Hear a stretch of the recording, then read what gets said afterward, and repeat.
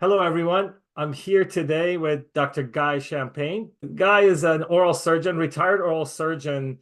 I'm going to ask to introduce yourself, who you are, what you've done, and what those letters behind you mean. Thank you, Bob. It's a pleasure to be with you. By way of background, as you said, I'm an oral and maxillofacial surgeon, practice the full complement of oral and maxillofacial surgery, but also as far as involvement in organized dentistry, I've been involved, of course, with organized dentistry from the beginning, both with the ADA and AMIS, the oral surgery group. I served on the ADA's Council on Dental Education and Licensure. I was the chairman of the Joint Commission on National Boards, the organization that develops national boards. I was on my state dental board of Maryland for 8 years. I was its interim executive director twice and its dental compliance officer. I was interim executive director between executive directors at the request of the legislature. And I've also been involved with ethical initiatives like the American Colleges Professional Ethics Initiative. You asked about the letters behind my name. It's the American Association of Dental Boards. That's a very old organization. It is the association of the dental boards of the 53 licensing jurisdictions in the United States, DC, Virgin Islands, Puerto Rico. It is regulatory practices, best practices like what belongs in medical records. They do guideline documents for state dental boards and for licensees because they need to have the same information. So it's a nonprofit group. It does not lobby. It serves as a resource for dental boards. So let's talk about this compact. I want you to tell me a little bit of background on this so people know what they're listening to. Sure. So there's a provision in the Constitution that allows for compacts. The better word is contract, because that's what it is. It's a contract between states. It was originally put in place for things like bridges and water rights and other things that states had to do with interstate commerce and to be able to connect themselves. The Constitution originally said Congress had to approve it, but now there's case law that says if they are silent, it's approved, and they're silent on all of them. So now what they involve are things like licensure and other issues to streamline things so states don't have to duplicate what other states are doing. So for licensure, for example, one of the things that every state has to do is original source verification. They can't take your word you graduated from dental school. They have to check. They can't take your word that you passed the national boards. They have to check directly, et cetera. They could agree that, hey, we're going to take each other's original source verification. As long as someone did it, we'll take it. And that might streamline licensure, for example. There's other things that they do compact for, but that's very popular right now are licensing compacts. When I graduated in the 90s, and from the picture behind me, I'm from California, and one of my sore spots was, oh my God, I got to go back there and take more boards if I want to practice there. And then this whole concept of licensure by credential came up, which was great. This is different, right? This is like a driver's license, right? I think a driver's license is actually a good example, but it's interesting that you bring up what it was like when you and I got our licenses. As I said, I'm an oral surgeon. I had to take 2 regional boards that never tested anything I ever did because I never practiced general dentistry.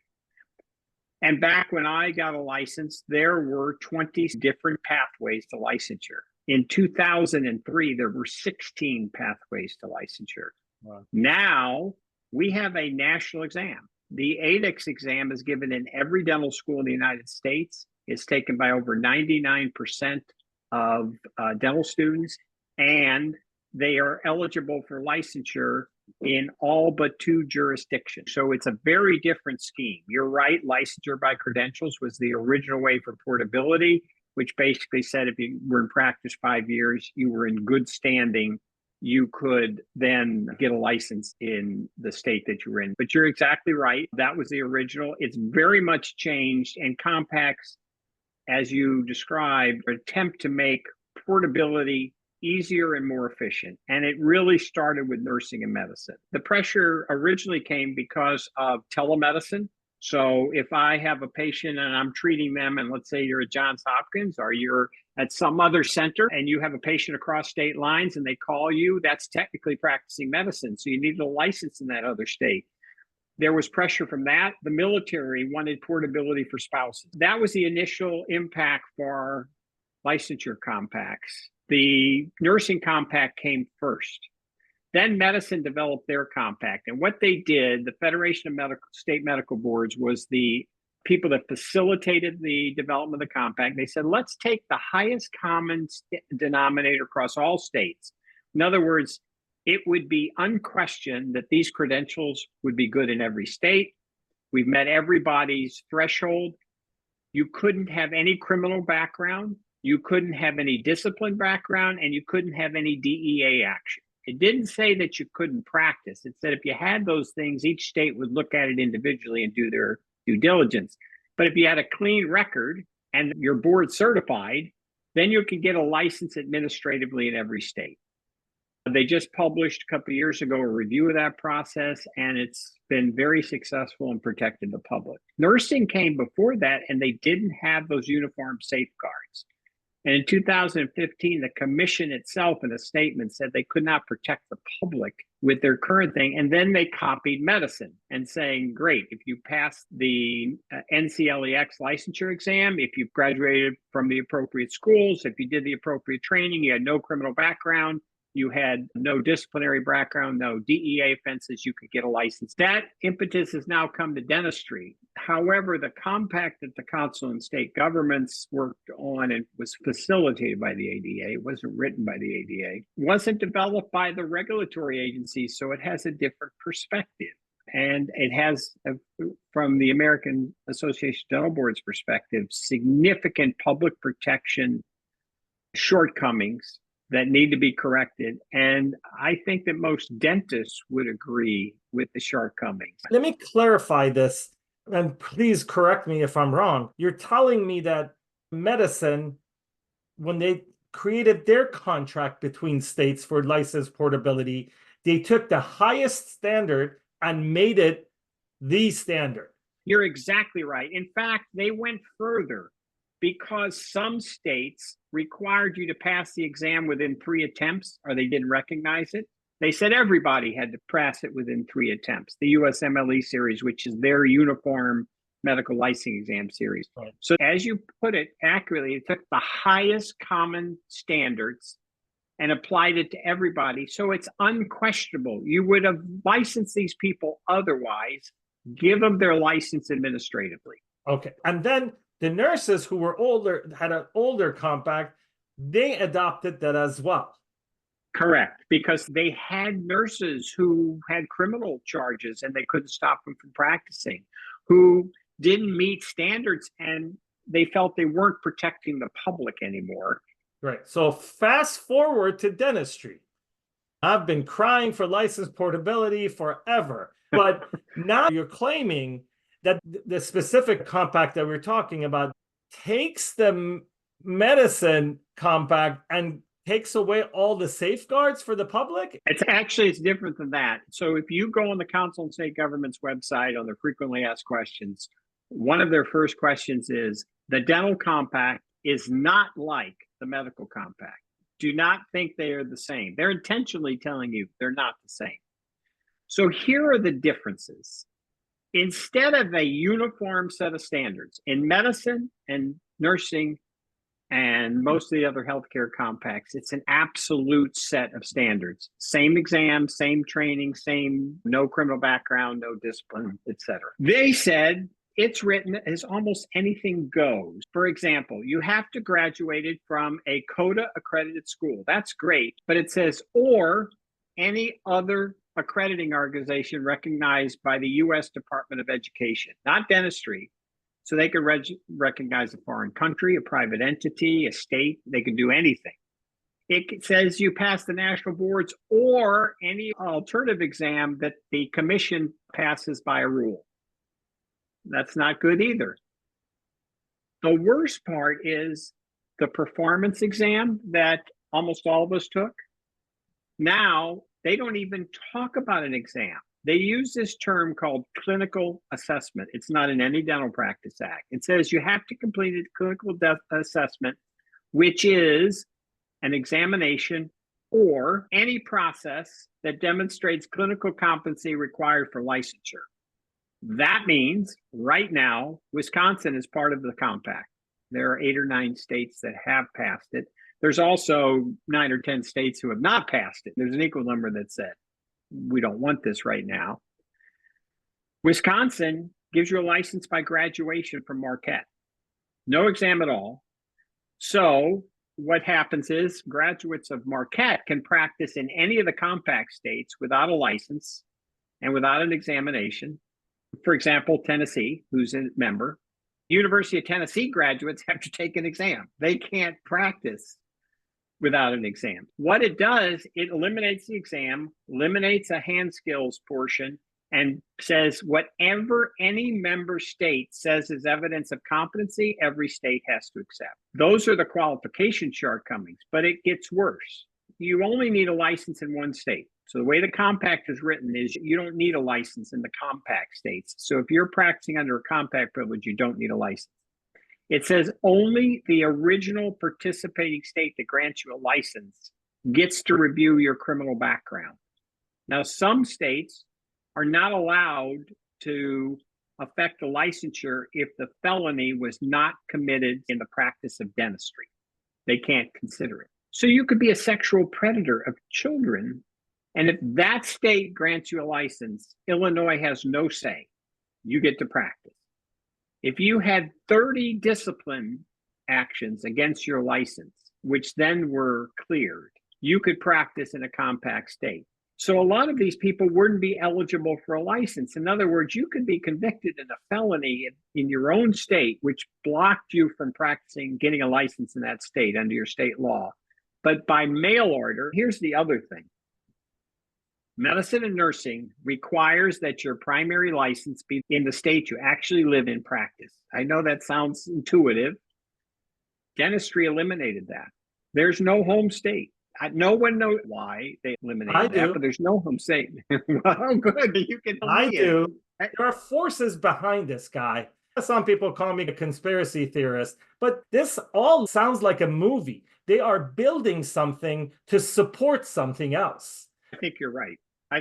But you never have to set foot in the state you get your primary license. You can go online, get your license, and that could be your back door into any state, and you don't get a license in that state.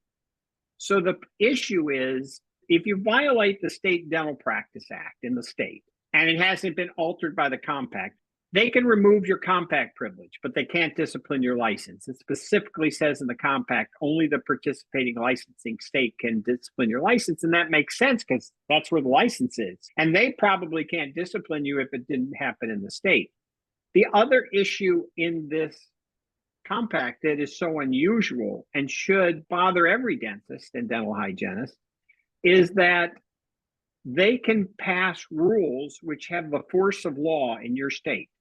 One of them is already in the compact. You do not have to comply with the continuing education requirements of the state you're practicing in under a compact privilege. Only the one state that you got a license in. Some states, there's few as 8 hours. That's not Illinois. Illinois is 30 some hours. Right. You have to do 30 some hours, but the compact dentists only have to do the 8 hours. And they can pass a rule that has the force of law as long as it doesn't affect scope of practice. That is limited in the compact. They cannot do that. They cannot pass a rule that conflicts with state of practice in the state. And the other issue that probably is of concern is if there's a disagreement. If Illinois does something that the Compact Commission doesn't like, it's tried in federal court in DC, not in Illinois, but in federal court in DC. Now, AADB asked to be put in this process. When they were finally reached out, they said you can, but you can't change anything. They did have 4 or 5 attorneys from dental boards they invited to participate. They did, but they voiced these same objections. When you read their publicity, it looks like, yes, see, these dental board lawyers agreed. No, they didn't agree. That's an inference.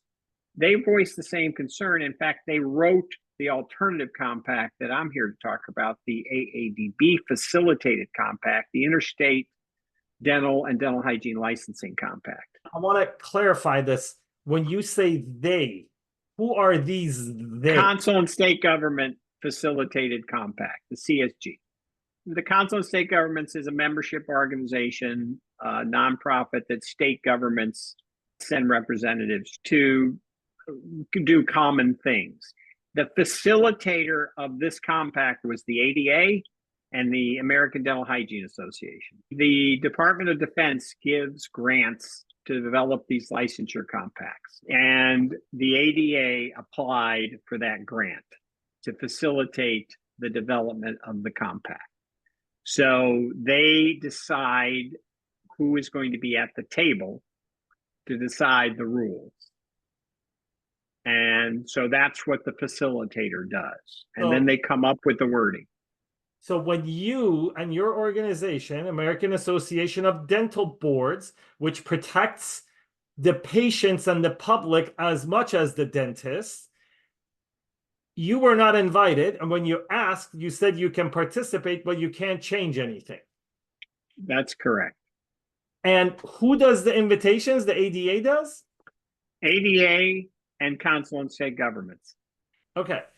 I'm going to stop here and I'm going to announce that anyone from the ADA or anyone from the Council of State Government wants to come and refute this, you are more than welcome. You have an hour of my time to come and respond.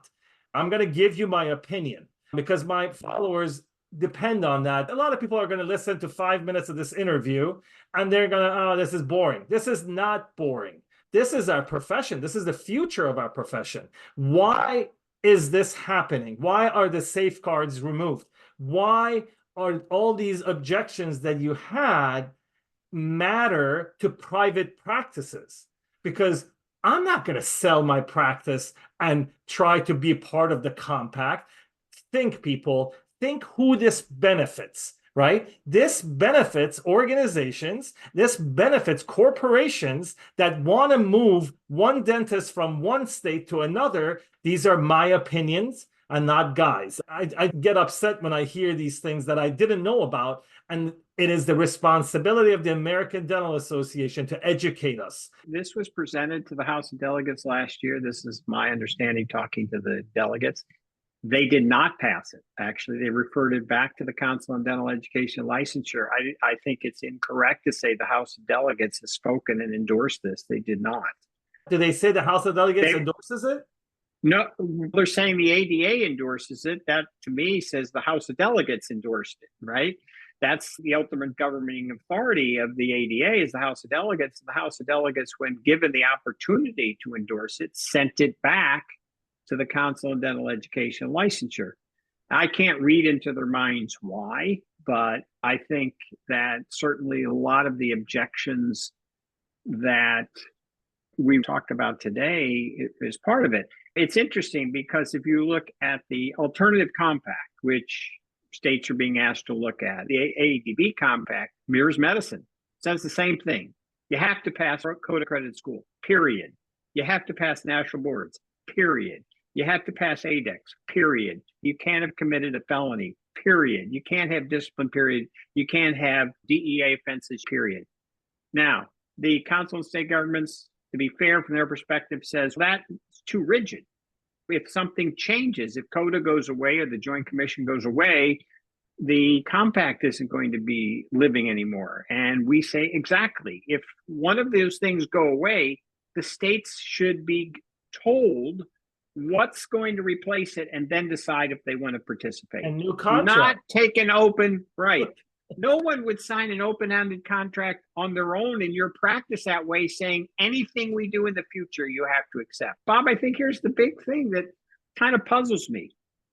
The number of dentists and dental hygienists who are eligible for the AADB compact would be 98.5% of all the dentists.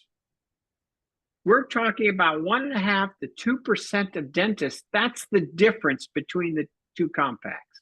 And we're saying the other 2%, the people who didn't pass an exam or couldn't, the people who were committed of a felony, the people who were disciplined, not that you can't get a license, you have to apply through the conventional pathway so each state does their due diligence.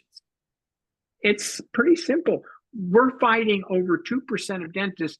And most people would say, and most dentists would say, I don't want to automatically license those people either. I want to look at them. I do want to say, if you've been practicing for a while, the AADB compact, which I did mention, has a grandfather clause. If you passed any regional board or state board, you're eligible for the compact. So we didn't have a national exam back then, so it still allows all of us who didn't do that to be eligible for the compact. Again, I'm going to summarize this for those of you who like Cliff Notes.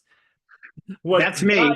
What Guy is saying is that, hey, all we have to do is adopt what medicine has and do not compromise on the requirements. And that will only affect 1.5% to 2% of the population of dentists and dental hygienists. Why do you want to jeopardize public safety? Why would you want to jeopardize your own reputation for endorsing something that's not protecting the public? Am I correct there, Guy? I think you said it better than I could. That's exactly right. And really, it doesn't just protect the public. It protects the profession. It protects our integrity. It protects the trust we have from patients. It protects upholding the standards of the profession, protects not just the public, it protects dentistry itself. I don't want to see us go from a profession to an occupation. I want to thank you for being here today. Do you have anything else to add that we didn't talk about? I want to thank you for the opportunity to discuss these compacts from the AADB's perspective. But it's about public safety and protecting patients. And I think that's what 98% of us in dentistry are concerned about every day, because our family goes to a dentist and we want the same thing for every patient we want for our family. We want to keep the integrity we have. Thank you very much for being here and explaining these things to us. Again, my mind is blown that there are so many decisions being made that affects us as professionals and our patients, that a lot of us that are in the trenches and are still practicing don't even pay attention to. And these are very important. Thank you very much. Thank you, Bob, for having me. I appreciate it.